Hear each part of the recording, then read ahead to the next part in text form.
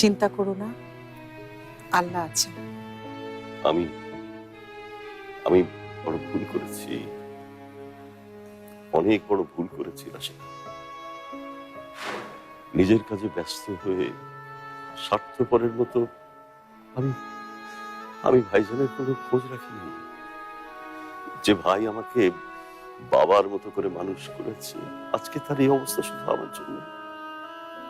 আমি যদি সময় মতো তার খেয়াল রাখতাম, যদি খোঁজ খবর নিতাম, 3টা মাস আগেও যদি জোর করে তার চিকিৎসা করাতাম, তাহলে আজকের এই দিন আসতো না।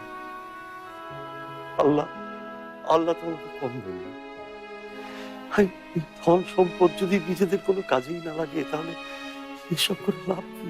লাভ কি বলতো? আমার আমার ভাই খুবই সেলফ ডিপেন্ডেন্ট মানুষ। কখনো কোনোদিন কোনো সমস্যার কথা উনি আমাকে বলেন, কিন্তু আমি আমি কেমন ভাই যে আমি নিজে থেকে তাকে কখনো জিজ্ঞেস করি?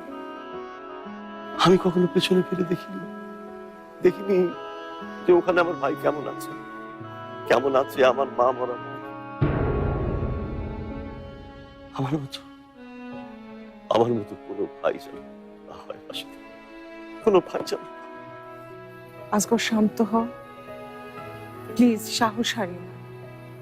আল্লাহ আছেন, উনি সবকিছু দেখছেন। আমার বিশ্বাস সব ঠিক হয়ে যাবে। তুমি দেখো, সব ঠিক হয়ে যাবে।